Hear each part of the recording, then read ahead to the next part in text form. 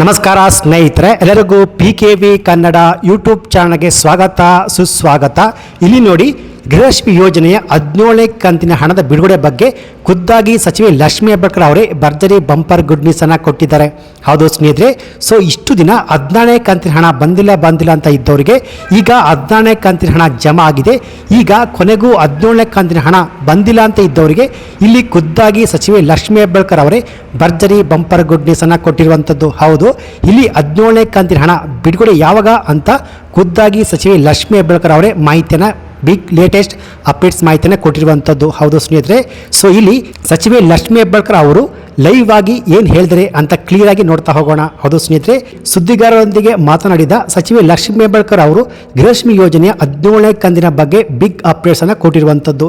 ಹೌದು, 17ನೇ ಕಂತಿನ ಹಣ ಯಾವಾಗ ಬಿಡುಗಡೆ ಆಗುತ್ತೆ, ಯಾರಿಗೆಲ್ಲ 17ನೇ ಕಂತಿನ ಹಣ ಜಮಾ ಆಗಿದೆಯಾ, ಸೊ ಹಾಗಾದರೆ ಯಾವ್ಯಾವ ಜಿಲ್ಲೆಗಳಿಗೆ ಈ 17ನೇ ಕಂತಿನ ಹಣ 200 ರೂಪಾಯಿ ಜಮಾ ಆಗುತ್ತೆ ಎನ್ನುವ ಕಂಪ್ಲೀಟ್ ಮಾಹಿತಿ ಈ ಒಂದು ವಿಡಿಯೋದಲ್ಲಿ ಸ್ಟೆಪ್ ಬೈ ಸ್ಟೆಪ್ ನಾನಿಗೆ ತಿಳಿಸ್ಕೊಡ್ತೀನಿ. ಸೊ ಬನ್ನಿ ವಿಡಿಯೋವನ್ನು ಶುರು ಮಾಡೋಣ. ಯಾವೆಲ್ಲ ಮಹಿಳೆಯರು 17ನೇ ಕಂತಿನ ಹಣಕ್ಕಾಗಿ ವೇಟ್ ಮಾಡ್ತಿದ್ರು, ಸೊ ಈ ವಿಡಿಯೋವನ್ನು ಸ್ಕಿಪ್ ಮಾಡದೆ ಫುಲ್ ವಿಡಿಯೋ ಕೊನೆವರೆಗೂ ನೋಡಿ. ಹಾಗಿದ್ರೆ ಮಾತ್ರ ಫುಲ್ ಇನ್ಫಾರ್ಮೇಶನ್ ನಿಮ್ಗೆ ಅರ್ಥ ಆಗುವಂಥದ್ದು. ಬನ್ನಿ ವಿಡಿಯೋವನ್ನು ಶುರು ಮಾಡೋಣ. ಹೌದು ಸ್ನೇಹಿತರೆ, ಇಲ್ಲಿ ಮಾಧ್ಯಮರ ಜೊತೆಗೆ ಮಾತನಾಡಿದ ಸಚಿವೆ ಲಕ್ಷ್ಮೀ ಹೆಬ್ಬಾಳ್ಕರ್ ಅವರು ರಾಜ್ಯದ ಗೃಹಲಕ್ಷ್ಮಿಯರಿಗೆ ಭರ್ಜರಿ ಬಂಪರ್ ಗುಡ್ ನ್ಯೂಸ್ ಅನ್ನು ಕೊಟ್ಟಿರುವಂಥದ್ದು. ಹೌದು, ಗೃಹಲಕ್ಷ್ಮಿ ಯೋಜನೆಯ ಜನವರಿ ಫೆಬ್ರವರಿ ತಿಂಗಳ ಹಣವನ್ನು ಕ್ಲಿಯರ್ ಮಾಡ್ತೀವಿ, ಯಾವುದೇ ಕಾರಣಕ್ಕೂ ಪರಿಷ್ಕರಣೆ ಮಾಡುವುದಿಲ್ಲ ಎಂದು ಸಚಿವೆ ಲಕ್ಷ್ಮೀ ಹೆಬ್ಬಾಳ್ಕರ್ ತಿಳಿಸಿದ್ದಾರೆ. ಈಗ ಗೃಹಲಕ್ಷ್ಮಿ ಯೋಜನೆ ಹೇಗೆ ನಡೆಯುತ್ತಿದೆಯೋ ಹಾಗೆ ಮುಂದಕ್ಕೂ ಕೂಡ ಸೇಮ್ ಹೀಗೇನೆ ನಡೆಯುತ್ತದೆ, ಯಾವುದೇ ಕಾರಣಕ್ಕೂ ಬದಲಾವಣೆ ಆಗುವುದಿಲ್ಲ ಎಂದು ಸಚಿವೆ ಲಕ್ಷ್ಮೀ ಹೆಬ್ಬಾಳ್ಕರ್ ಮಾಹಿತಿಯನ್ನು ಕೊಟ್ಟಿರುವಂಥದ್ದು. ಅಷ್ಟೇ ಅಲ್ಲದೆ ನಮ್ಮ ಮಹಿಳಾ ಮತ್ತು ಮಕ್ಕಳ ಕಲ್ಯಾಣ ಇಲಾಖೆಯ ಅನುದಾನವನ್ನು ಸರಿಯಾಗಿ ಬಳಸಿಕೊಂಡಿದ್ದೇವೆ, 90% ಹಣವನ್ನು ನಾವು ಉಪಯೋಗಿಸಿಕೊಂಡಿದ್ದೇವೆ, ಬಾಕಿ ಉಳಿದ 10% ಹಣವನ್ನು ಇದೇ ಮಾರ್ಚ್ 30ರ ಒಳಗೆ ಉಪಯೋಗಿಸಿಕೊಳ್ಳುತ್ತೇವೆ ಎಂದು ಸಚಿವೆ ಲಕ್ಷ್ಮೀ ಹೆಬ್ಬಾಳ್ಕರ್ ಮಾಹಿತಿಯನ್ನು ಕೊಟ್ಟಿರುವಂಥದ್ದು.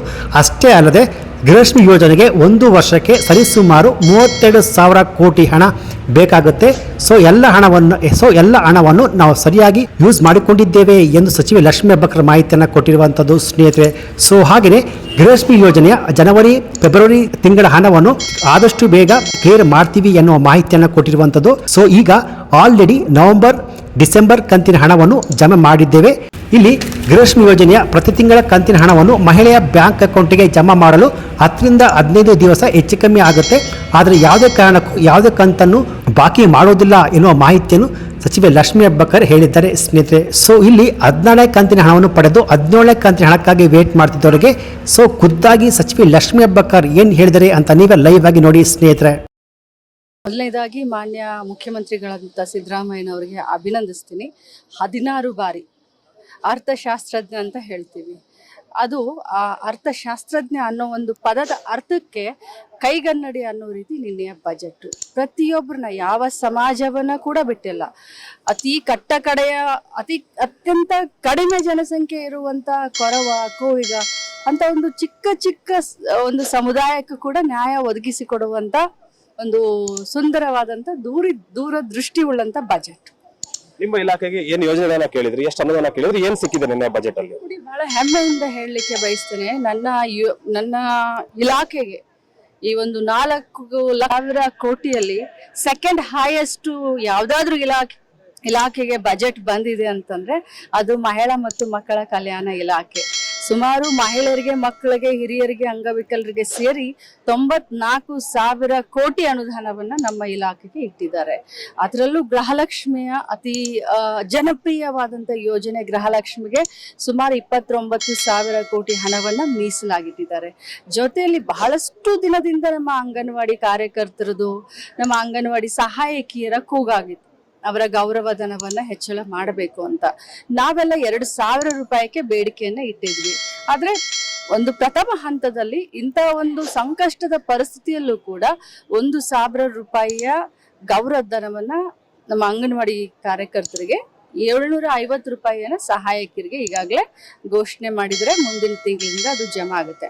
ಇದರ ಜೊತೆಯಲ್ಲಿ ಮಹಿಳೆಯರಿಗೆ, ವಿಶೇಷವಾಗಿ ಆಶಾ ಕಾರ್ಯಕರ್ತರಿಗೆ, ಬಿಸಿ ಊಟವನ್ನ ತಯಾರು ಮಾಡುವಂಥವ್ರಿಗೆ ಅವ್ರಿಗೂ ಕೂಡ ಅವ್ರ ಗೌರವಧನವನ್ನ ಹೆಚ್ಚಿಗೆ ಮಾಡಿದ್ದಾರೆ. ಒಂದು ಆರ್ಥಿಕವಾಗಿರ್ಬೋದು, ಸಾಮಾಜಿಕವಾಗಿರ್ಬೋದು, ಕ್ರೀಡೆಯಲ್ಲಿ ಇರಬಹುದು, ಪ್ರತಿಯೊಂದು ಕ್ಷೇತ್ರದಲ್ಲಿ ಕಾಳಜಿಯನ್ನ ಮೆರೆದು ಈ ಬಜೆಟ್ ಅನ್ನ ಮಾಡಿದ್ದಾರೆ. ನಮ್ಮ ಇಲಾಖೆಗೆ ಸುಮಾರು 2 ಕಡೆ ಮೈಸೂರು ಮತ್ತೆ ಬೆಳಗಾವಿಯಲ್ಲಿ ಶ್ರವಣ ದೋಷವುಳ್ಳ ಮಕ್ಕಳಿಗೆ ಹೊಸದಾಗಿ ಸ್ಕೂಲ್ ಮಾಡ್ಲಿಕ್ಕೆ 5 ಕೋಟಿಯನ್ನ ಕೊಟ್ಟಿದ್ದಾರೆ. 1-2 ನೆನಪು ಬಹಳಷ್ಟು ಹೇಳಬೇಕು ಅಂತ ಅನ್ಸುತ್ತೆ.